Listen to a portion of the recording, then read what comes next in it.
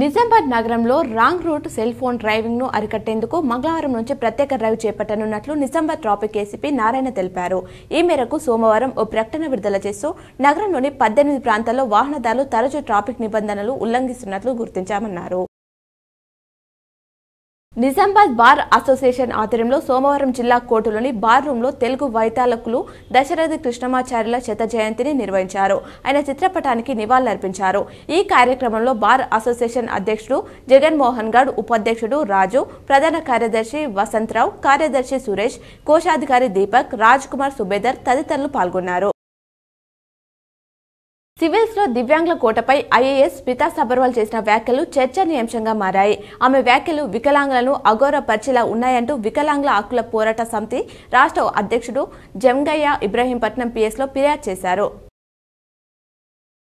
నేడు ప్రారంభమయ్యే రాష్ట్ర అసెంబ్లీ సమావేశంలో భాగంగా ప్రభుత్వం జాబ్ క్యాలెండర్ ను ప్రకటించనుంది.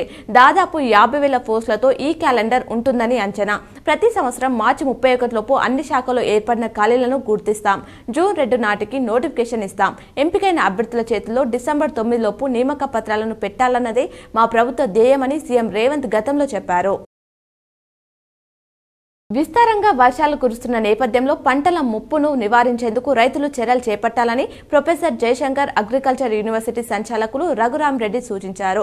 భారీ వర్షాలు కురిసిన ప్రాంతాల్లో పొలాల్లో నిలిచిన మురుగునీటిని తొలగించాలని, నిల్వ ఉంచవద్దని అన్నారు. పురుగు మందులను పిచికారీ చేయడం తాత్కాలికంగా వాయిదా వేయాలని చెప్పారు. నిజామాబాద్ జిల్లాలో సోమవారం నమోదైన వర్షపాతం వివరాలను అధికారులు వెల్లడించారు. ముప్కాల్ 2.0, మెండోరా 1.0, బోధన్ 0.5, ఆర్మూర్ 0.5 మిల్లీమీటర్ల వర్షపాతం నమోదైనట్లు అధికారులు పేర్కొన్నారు.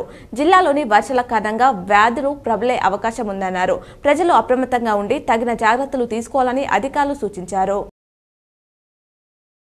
రాష్ట్రంలో మిగిలిన ఉపాధ్యాయ పోస్టులను కూడా పదోన్నతులతో భర్తీ చేయాలని ప్రభుత్వం భావిస్తుంది. ఖాళీలకు సంబంధించి జిల్లాలు, సబ్జెక్టుల వారీగా జాబితాను రూపొందించమని డీఈఓలను విద్యాశాఖ అధికారులు ఆదేశించారు. రాష్ట్ర వ్యాప్తంగా దాదాపు 1500 ఖాళీలు ఉన్నట్లు అంచనా. అంటే అంతమందికి ప్రమోషన్లు వస్తాయని ప్రభుత్వ వర్గాలు చెబుతున్నాయి. రాష్ట్ర బడ్జెట్ సమావేశాలు ఈ రోజు నుంచి ప్రారంభం కానున్నాయి. ఉదయం 11 గంటలకు శాసనసభ ప్రారంభం కానుండగా దివంగత ఎమ్మెల్యే లాస్య నందితకు సభ్యులు సంతాపం తెలియజేశారు. అనంతరం సభ వ్యవహారాల కమిటీ భేటీలో అసెంబ్లీ నిర్వహణ, చర్చించాల్సిన అంశాలపై ప్రభుత్వం నిర్ణయం తీసుకోనుంది.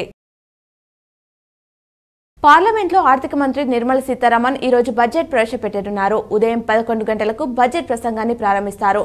మోదీ 3.0లో ఇది తొలి బడ్జెట్ కావడంతో దీనిపై అంచనాలు నెలకొన్నాయి. ఆదాయ పన్ను చెల్లింపుదారులకు ఊరట లభించే అవకాశం ఉందని నిపుణులు అంచనా వేస్తున్నారు.